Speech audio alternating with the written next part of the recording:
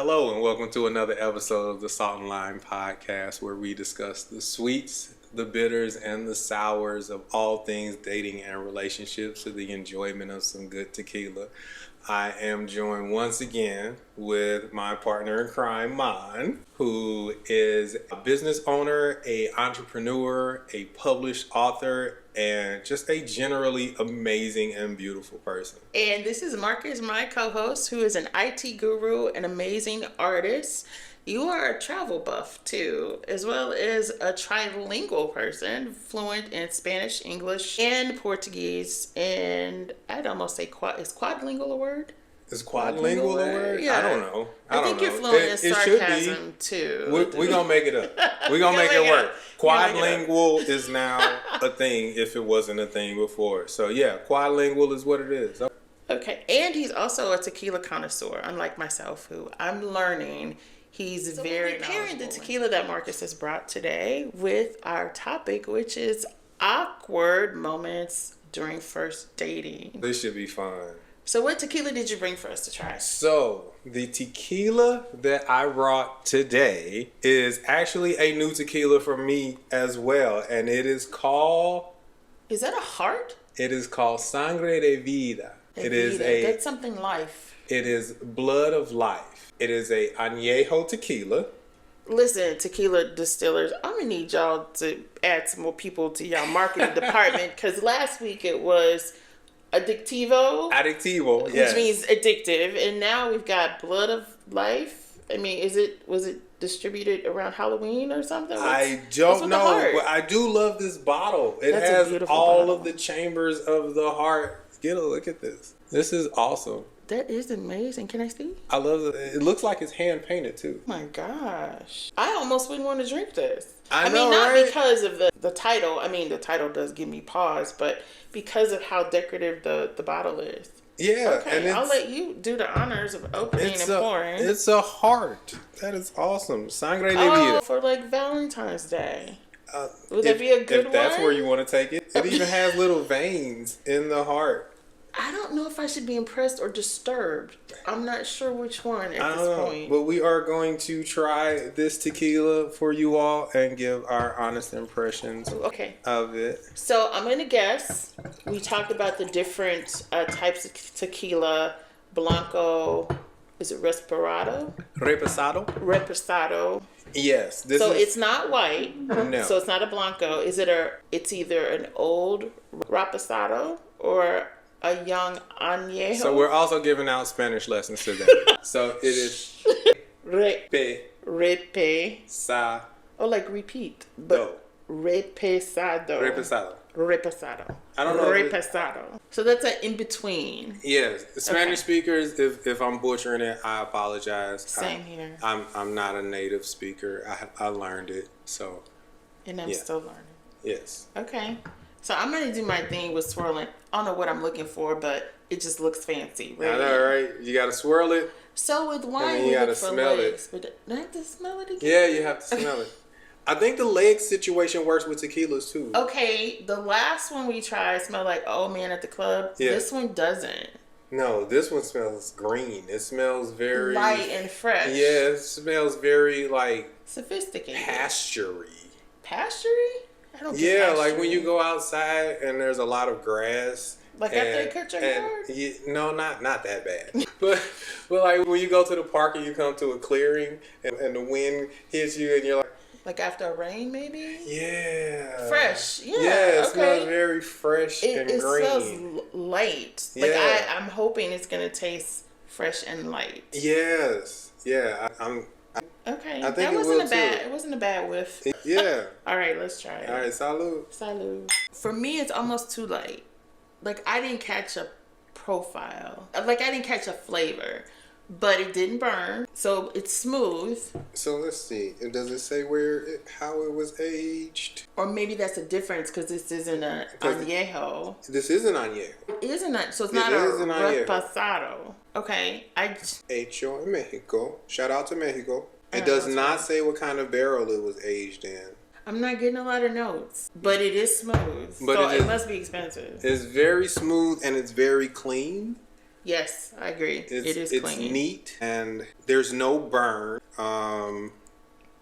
There's no distinct flavor profile other than tequila. So, for our pure tequila purists out there, this is an excellent tequila if you are a tequila purist who likes tequila that tastes like tequila. And if you're a novice, don't start with this one. So you described the tequila as green. And speaking of green, our topic this week is about awkward moments during first dates. Okay. Well, let me pour another one for that one. Well, I still got some. I'll probably keep some. All right, let's get it. All right. So turn that around so they can see it. Yeah, That's pretty. I don't really like the tequila, but I'm loving the bottle. So how important are our first dates, and how important are first impressions during a first date, and can they be misleading? I believe that they can. And the reason why I believe that is because there are not a lot of people who can be themselves, can be comfortable with being themselves when initially meeting someone.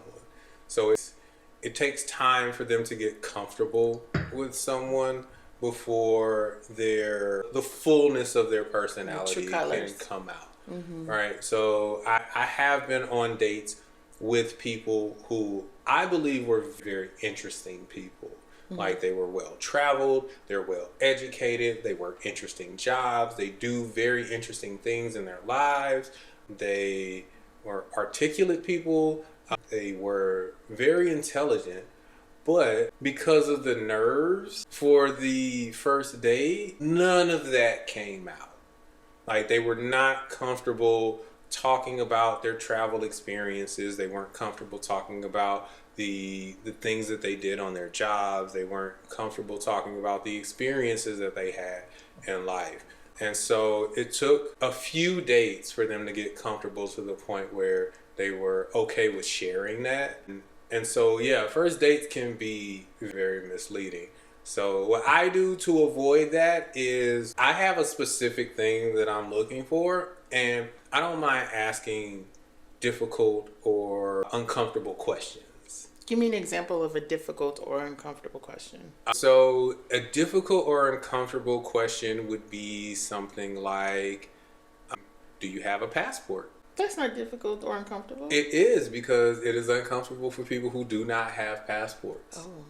And it's funny, I do have a passport, so I'm like, why is it difficult? Because some people don't. They probably think you're passport. judging. It's like, if you're asking, then you have one, and if I don't, I'm all of a sudden I'm not measuring up, right? Making people conscious. So the reason why it's uncomfortable, because people who don't have passports will be uncomfortable answering, because again, and even people with passports might think that it's to make a judgment, but for me, it's a leading question. What are you looking for with the question? Because if you do have a passport, then I'm curious to what countries you've traveled to and what you've done there. If you don't have a passport, then I'm curious to what states you've traveled to and what you've done there. You don't need a passport for states, but you're just wanting to know where you've been. Right. What have you experienced in your life? So what I've found is that people who are well traveled have a much broader perspective on life.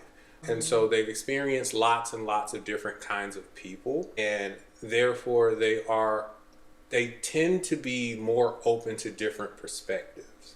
They tend to be less standoffish when it comes to someone offering a perspective from a different culture, from a different tax bracket, from a different place in society. So if you notice, if you go to places like California, like LA and San Francisco and San Diego, or New York, or Philly or Atlanta, very diverse places, those people tend to be more open-minded than someone from who knows where, Idaho. Okay, generally speaking. Generally not speaking. Everybody, but generally speaking. Of course, it's not all encompassing. Nothing is all encompassing. There are some very educated and people with broad perspectives anywhere. And like anywhere you go, you'll find those people. But typically, when you come across people from very diverse locations or people from remote locations that are well traveled. Right. They tend to have broader perspectives. Yeah, and they tend to be more open to different experiences and different opinions. I think the first impression is just that. It's the first impression. I don't take it as misleading. I think it's almost just incomplete. Yeah. I think you need to see people through a whole calendar just to really get...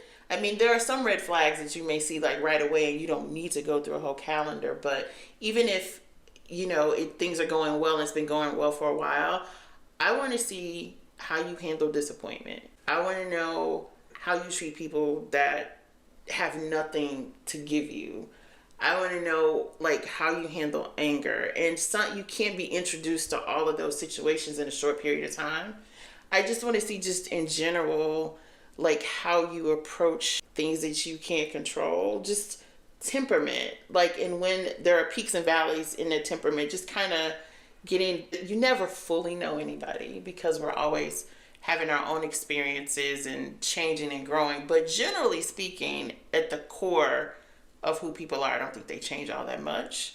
But that's what I'm looking for, and some of that you can only get over time. That is true. I agree with that fully. And I think that a lot of people's dating woes come from them assuming that they have to build a connection with this person on the date, assuming that they have to establish something with this person on this date. And so they go into the date with all of these expectations, and then when those expectations aren't met, that's when the problems come in.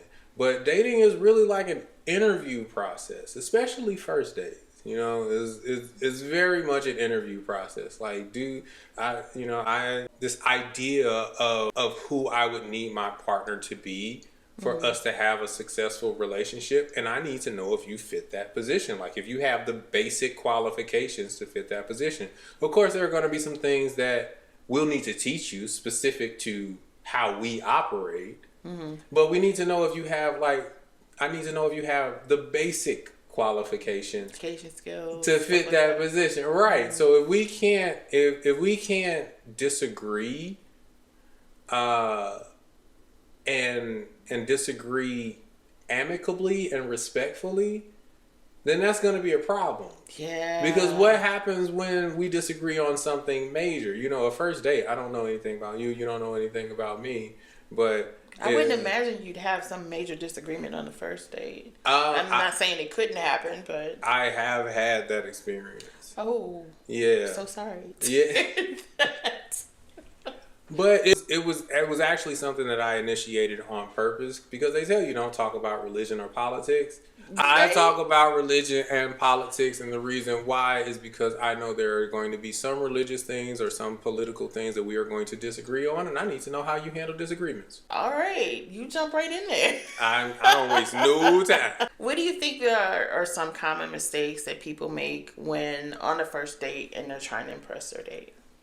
So the first thing is trying to impress their date. I was going to say that. That was my answer. Yeah. The first thing is trying to impress their date. Like, don't try to impress your date. You are meeting a person for the first time. You are seeing if they qualify for a position in your life. That's it. Do they meet the... You almost make it sound like a job interview. That's really what it is. That's essentially what it is. It is a job interview. You are seeing if this person has the minimum qualifications to be able to be successful in a position in your life. That's all. That's it. So have you ever gone on a first date and it wasn't necessarily like a love connection, but you all decided to just remain friends? Yeah. I mean, the friendship didn't exactly last because, of course, there was an initial attraction there. And I'm not the type of person who, if I'm attracted to somebody, I will pretend to not be attracted to them for the sake of being their friend. If I'm attracted to a person... That's a little misleading. If I'm attracted to a person, I'm not one of those guys. I'm not going to be friend-zoned. I'm not going to be mad about being friend-zoned. No, if I am attracted to you romantically, I am going to let you know I am attracted to you romantically. I'm going to let you know those are my goals. You can decide whether or not you are with it. If you're not with it, I understand, but I got to go. Because I'm not going to put myself in this weird situation where I'm seeing hearts and cupids and doves and lovebirds floating around your head, and you're looking at me like, yeah, this is the guy who knows when my tires are too bald, and he'll let me know. And if I need something, then I can just reach out to him because he's a really good friend. No, I'm not going to put myself in that position. I think that's crazy. My husband was like that. Was he? Yeah. Well, I didn't. Well, to be clear, I didn't pick up on it. I didn't know. I was actually trying to set him up with other people. He took it the first 2 times, like the suggestions, and finally he was like, "Look, I'm not trying to date nobody." And I was like, he's like, "Let me clarify. I'm not trying to date anybody else." I'm slow because I'm like, "Who are you dating?" Right. And then he finally came out with it. But in a sense, I kind of appreciate that because our connections and our interactions were genuine. Like, we were just, right. We would play ping pong in the break room, or we'd hang out, but I wasn't looking for anything. I didn't know. Yeah. But then I've been called slow. So when it comes to, like, understanding if somebody's, like, actually flirting or not.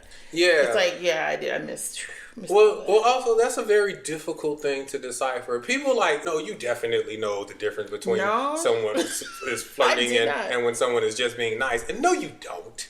No, you don't, because it's the exact same process. Mm-hmm. So when someone is flirting with you, they give you compliments. When someone is being nice, they give you compliments. When someone is flirting with you, they make gestures to make you more comfortable. They match your tone, they match your cadence, so that you can be more comfortable with them and they can be more comfortable with you. Yeah. The exact same thing when somebody's just being nice. I work in the service industry and I am public customer facing, and so I know if I get on the phone or if I get in person with a customer, I am going to match their tone.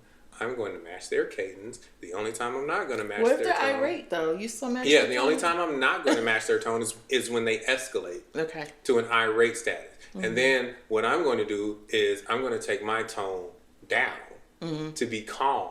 More calm, like the most calm person in the room. So then when they're yelling and I'm completely calm, they just feel stupid. And so they automatically bring it down to a calm level. Okay. And that's just how I deal with people in the public. And what I found is when you do that, they trust you. Yeah. So I'm going to ask a hard question. And it may not be hard for you just because of your personality, but what is the most awkward moment you've ever had on a first date? You, not the other person. For me? Yeah. Okay, so, and this is funny. This was when, I'm in my 40s now, but this is when I was probably in my late 20s. Okay. And I met this lady, and she was in her early 30s. And so older than you? Yeah, she's older than me. So I invited her out on a date. And we had a couple of dates. We had phone conversations. We knew each other. We were friends on social media. We had conversations and things like that. But I was attracted to her, so I invited her out on a date. And I took her out on a date. And during the date, I'm asking my general questions, right? Because I want to get to know a person. I want to see how they react to certain things. I want to see how they answer questions. So I just generally, I asked her, like, what are your goals? What are your intentions? And she told me that by 35, she wanted to be married and have children and have a house and have all of these things established as far as relationships and family goes. And how old was she at the time? She was 33. Okay. This scared you to death, huh? And that was the most awkward situation I'd ever been in my life in a dating situation, because I'm like, wait, what? So we just met. Mm-hmm. You're 33 now. I don't know. To be clear, she probably had those goals way before you asked her out on a date. And that makes absolute sense. I'm not knocking that, but ma'am. The alignment was off, clearly. Ma'am. That means I have maybe a year to decide if I want to make the ultimate sacrifice and get married and make babies with you. And I don't know if that timeline is going to work. Cause you think it takes more than a year? I think it takes way more than a year to get to know a person fully. I think it takes... Here's the thing. So getting to know somebody fully is one thing. Right. But knowing whether or not you'd want to do life with somebody, I think are two different things. It takes 3 years to learn a language. What? It takes 3 years to learn a language. Okay. Right? Yeah. And languages are fairly objective. Okay? It takes 7 years, 8 years. It takes 8 years to receive a master's degree in whatever subject you want to receive a master's degree. 8 years? I believe so, because you have to. It's 2. 4 years for a bachelor's, and then typically 2 for a master's. Oh, and unless then you're in a specific for program. a doctorate. Yes, for a doctorate, right? Yeah. For a doctorate degree, it takes 8 years. For master's all the way to the end of a doctorate program, Right. could possibly take that long. Okay, so 6 years. Okay. It takes you 6 years to establish mastery in any kind of subject, and those can be objective subjects. People are very subjective. So you think it takes 1/6 of the time to learn a person? Let me say well this. enough to say, hey, I want to spend the next 40 years of my life attached to you. Not just financially, not just economically, not just for my life, but also legally. Let me say this. First of all, I think relationships are like fingerprints. They're all just as unique as the people that are in them. That's one. 2, I think when people are aligned as far as their goals, you and her clearly weren't, because you're like, whoa, she knew that she wanted to be married and wanted to do this, that, and the other. Had she been out with somebody who wanted those same things? Maybe. But I think it's important how people show up and how they're consistent with each other as to whether or not that could be. So I'm not refuting what you're saying, but I am saying that people have a good idea whether it's still possible after a year. But I think you know if it's not going to be a thing, it don't take you 8 years to figure out if, I don't want to do life with this person. Right, I agree with that. So by a year, a person should know whether or not they are willing to pursue that goal with you. But actually going about the goal, actually doing the thing, that's a whole nother thing. Yeah. Right? Actually doing the thing and attaching yourself to someone forever, because marriage licenses don't expire. You make it sound like a tumor. There's no expiration date on marriage licenses. There's not. And you are financially and economically tied to this person, and people change their minds. Yeah, people change their minds or get misaligned. Here's another uncomfortable question. Have you ever Googled or researched someone before a first date? Absolutely. I do too. And I found out that some people that I've dated were low-key famous? Yeah, low-key famous. Can you drop names? No, I'm not dropping names. I just thought I'd ask. You said famous. What kind of person do you think I am? No, I don't okay, drop. That's cool. But yeah, I've dated some low-key famous people. I always do. I always Google just because you don't know what kind of situation you might be walking into. Yeah, I don't just Google. I do Missouri CaseNet. Yeah, me too. I got trust issues. I need to know if you done busted out some windows. I need to know if you done busted out some windows. If you got any assault charges for you. Yeah. If you like have issues. If you got some kids that you didn't tell me about that you're neglecting, I want to know about those things. I think that's just due diligence, to see. If I could, I would ask for a urine sample. I just want to know. I'm not messing with you today. Who's gonna give you a urine sample, Marcus? Somebody might. I mean, if she does, then I'm concerned about her. I'm not. I'm like, you know what you want out of life. I appreciate it. So yeah, I do research. The one thing that I did once is it came up in conversation. The person was talking to me about pursuing like a nonprofit, and I said, "That's right, you do have experience with that." He's like, "I don't remember telling you about that," and I just said, "Well, you didn't." I found the organization when I was looking you up. Yeah, it freaked him out. He's like, "You looked me up?" I'm like, "Yeah, you didn't look me up." He's like, "No." I think that's necessary in this day and age. It is, but I mean, when I said it freaked, he couldn't get past it. Okay. Which made me in turn wonder, is it something I didn't discover that you're concerned about? Because why is this a big deal? Yeah, if you're not okay with that, then I'm okay with you not being okay with that. And well, yeah, I'm not gonna stop doing it. Yeah, days and time almost require it. I think if that's a problem for you, I hope you enjoy the rest of your life. I had a wonderful time. Are you always this absolute? Yeah, I am. For extreme red flags, I am extremely absolute. I can see that for extreme There are red some flags. things like if I find out that you are a person who lashes out with violence. Yeah. Yeah. It's important to know. There's no need for explanation. There's no need for discussion. And I'm the same way with dates. I'm the same way with friends. Mm-hmm. I have relatives who, They got arrested for domestic violence charges. Mm-hmm. I don't talk to them anymore.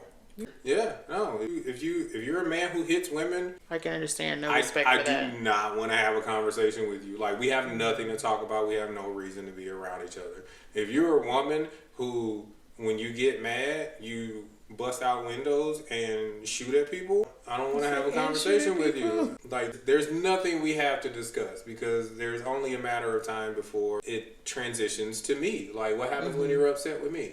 Like, I always think, like, whatever you do to other people is possible for you to do to me. So if I find out you lash out at people with violence, I assume it's going to happen to me at some point. Even before we get to violence, like if you're rude to wait staff or service staff, that's major to me. I assume it's going to happen to me at some point. Yeah. Okay, last question of the night. What are some unwritten rules about texting or calling in between, or your unwritten rules about texting or calling in between dates? So my unwritten rule is reach out as often as you are comfortable with reaching out.